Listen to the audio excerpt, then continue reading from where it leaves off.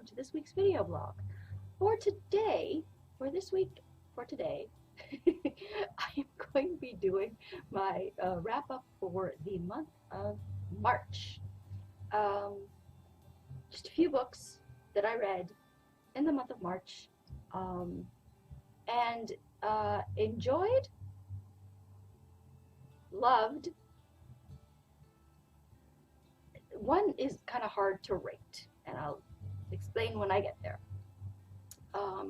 Again, no luck with the ebooks this month. I don't know, I'm just finding a lot of the ebooks, like the plots are great, but the execution is just, I don't like the writing voices. I feel like, I don't know, it's like they're written by teenagers. I don't understand. The ones that I've read these past couple of months, they're like these 20-somethings, but they think and they talk like teenagers. Like anytime somebody says something they don't like, they roll their eyes and they're like, oh, this friend is so boy crazy, and yet the first thing they do is like go and like sleep with some strange guy they've never met because they don't want to be a good girl anymore. Or the voice, they just grate on me. The characters, they just grate on me, and I can't make it past like a few pages or a chapter or two. I try and give it like a chapter, but oi, it's been hard going with the ebooks. And I know that I have some in my Kindle app that I'm looking forward to, but I'm kind of anal about this. It's just like I need to go in order. I can't just skip to the ones that like I want to read, because I'm trying to get through that TBR, that Kindle TBR. So I'm going in order as opposed to just going straight to the ones that I want to read. Yeah, so no luck with the ebooks, but some nice luck with my paperbacks, and a fantastic Audible that I finally finished that I've been talking about, that I've been reading for a while. So let's get to that one first. I finished ClanLands by Sam Heughan and Graham McTavish, with the foreword by Diana Gabaldon. If you're an Outlander fan, you know who all those people are. Sam Heughan plays Jamie Fraser on Outlander. Graham McTavish played Dougal Mackenzie on Outlander, and William Buckley Mackenzie. I think that was the whole of his name in season 5, when he did our darling Roger really, really dirty. Like, he did a very, very bad thing to our Roger. So Sam and Graham go off it's sort of like a travel adventure book, and one of the most entertaining that I have ever listened to. I'm hoping that I'll be able to watch the TV show Men in Kilts. I don't know if it's available in Canada, but I really want to watch that as well, which is sort of the visual accompaniment to the book. It's a travel show. And it's ClanLands, it's just wonderful. It's Sam and Graham go on adventures through Scotland, and Graham McTavish almost dies a lot. It's so entertaining. They just have the most wonderful storytelling voices, like just the way they banter off each other. And Sam and Graham are the narrators of the book, which it had to be. Like, they couldn't seem they couldn't have just like written it and then had somebody else read it. No, that wouldn't have worked. It had to be them. They have this wonderful chemistry and banter between them. It's so funny, entertaining. They're just wonderful storytellers. Like, you get like little bits and pieces of Scottish history, and just them telling stories of like different places that they stop at, and like they go to Culloden.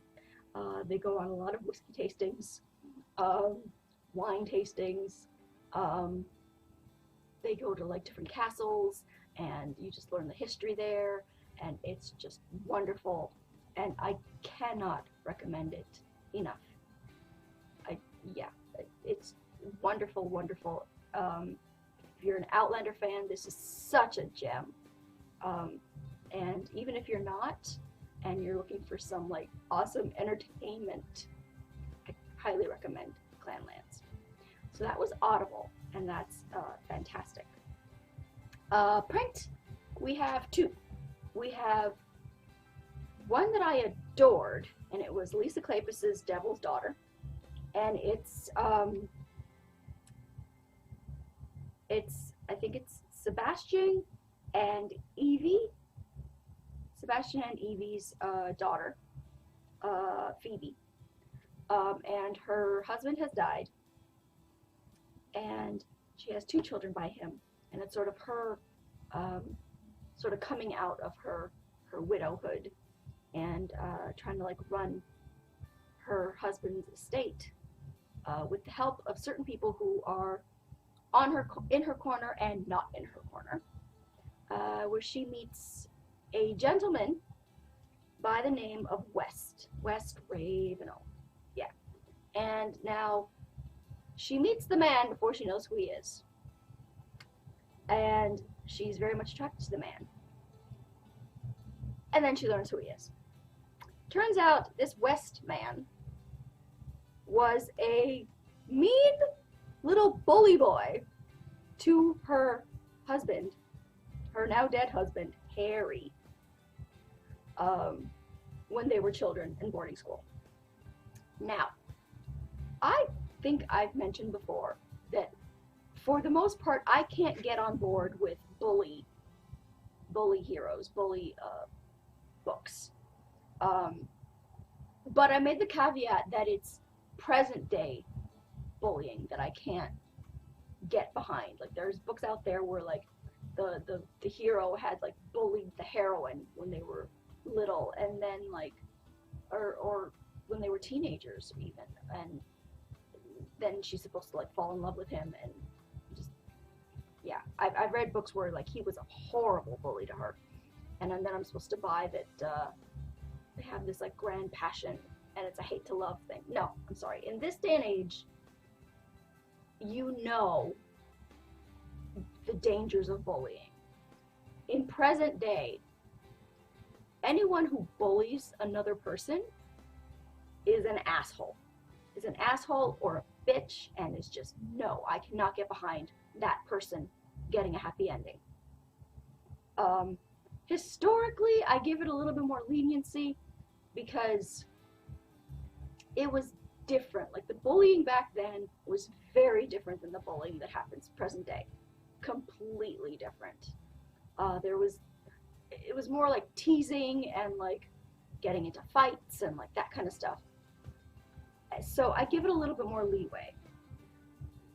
And I was very interested to see how she was going to sort of redeem his character, and I really like that they did it early on. She explained West's situation and state of mind, and early on in the book he explains how horrible he felt about it as a child. Like, it wasn't something that like, oh, when he was grown that he realized that he should have done. No.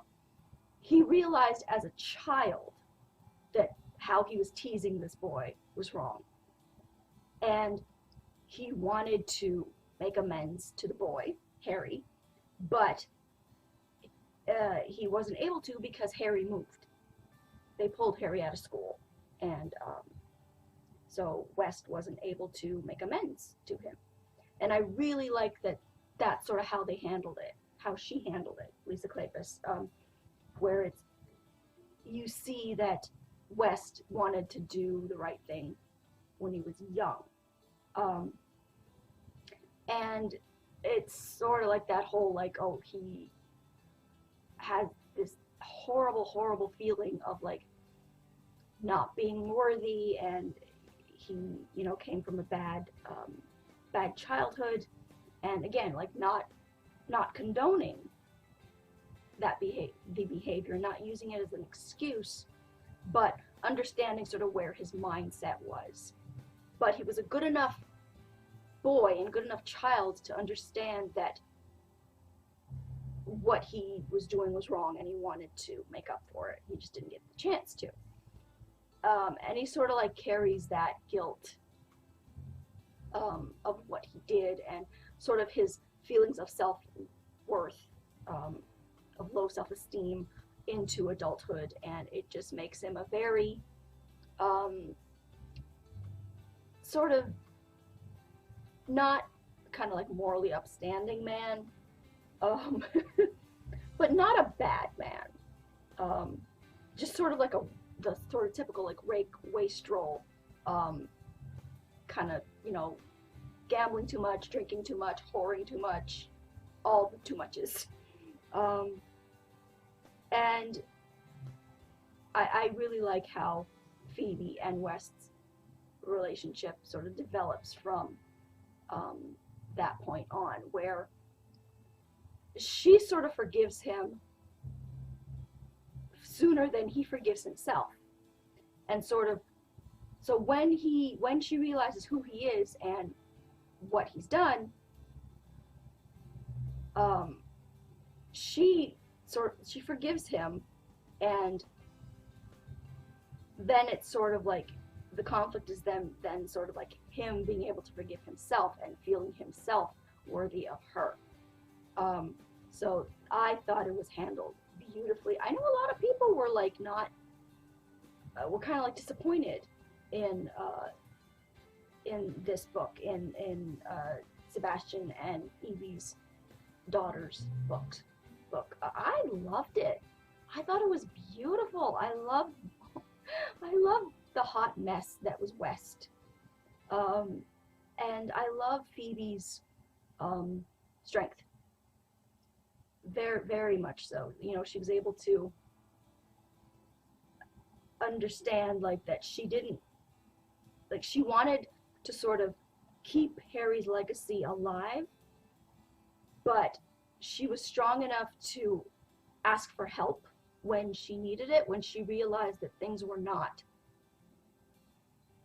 going the way that she thought was best for the estate, and for to realize that she didn't know everything, even though she struggled with wanting to keep Harry's legacy alive and keep promises that she made to Harry, and sort of like learning to let go of those promises. And yeah, so I completely love this book. This one is a little hard for me to rate and review. A Year and a Day by Inglath Cooper. And it's a Harlequin super romance. But I don't think it should have been a Harlequin super romance, because it wasn't a super romance.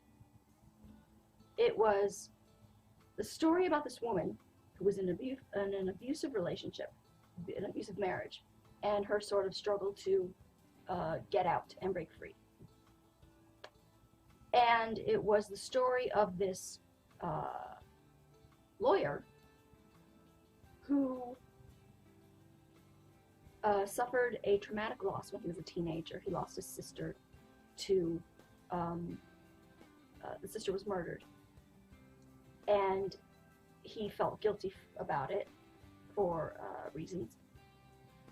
And he sort of carried that guilt with him into his job of finding, of convicting murderers, and but the justice system being what it is, there's a lot of flaws in the justice system, and a lot of times the guilty don't pay for what they've done, and at a certain point he gets burnt out, and he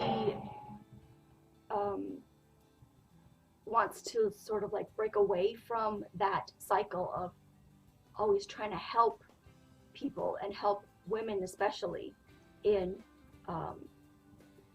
these relationships who by like trying to like convict their husbands and boyfriends, and a lot of times the men would go free, but he has that drive within him even though he's burnt out and says he doesn't want to do it anymore. And then he meets heroin, and they feel a connection, and I just felt like it's a good book, but I thought the romance part was really weak. Like, it was a really small part of it, so I didn't think that it should. I don't think it fit with Harlequin. I was more interested in her solo journey of trying to escape and his solo journey of fighting the urge to want to help and yet not being able to fight that urge. I just found their individual stories more compelling than the romance of when they were together. I just felt like the romance was really weak. So I liked the book, but I liked it for Audrey is the heroine and Nicholas is the hero. I liked it for Audrey's individual journey and Nicholas's individual journey rather than their romance together. So I'm not sure how to review this book. I think as a Harlequin it failed, but as a standalone women's fiction story I really enjoyed it. So there you be.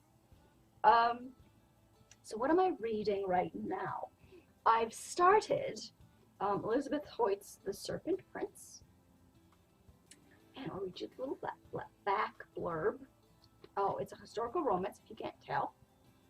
No insert cover though, sadly. But yeah. Country-bred Lucy Craddock Hayes is content with her quiet life until the day she trips over a naked unconscious man and loses her innocence forever. Viscount Simon Idlesley, Idley, let's go Idley, because that rolls off the tongue better, was nearly beaten to death, and now he's hell-bent on vengeance. But as Lucy nurses him back to health, her honesty startles his jaded sensibilities, even as it ignites a desire that threatens to consume them both. Charmed by Simon's sly wit and urbane manners, Lucy falls hard and fast for him. Yet as his honor keeps him from ravishing her, his revenge sends his attackers to her door. As Simon wages war on his foes, Lucy wages her own war for his soul, using the only weapon she has, her love. So that's what I'm reading now in paperback. I haven't picked a new ebook yet, but in Audible, I haven't started it yet, but I'm going to be starting Fight for Me by Corinne Michaels.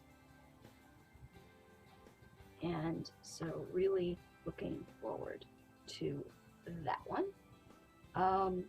Narrated by Andy Arndt and Sebastian York, featuring Shane East. So it's 3 narrators? Huh. That's interesting. Yeah, so, oh, I don't have the blurb for it here to read to you, but, so, that is going to be it for this week's video. What have you guys been reading? Let me know. Let me know what you thought if you've read A Year and a Day, and what you thought if you've read Devil's Daughter.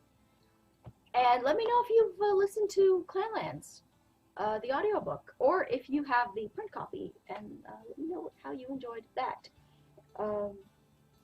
Yeah, so follow me on Twitter at twitter.com/authorejamie.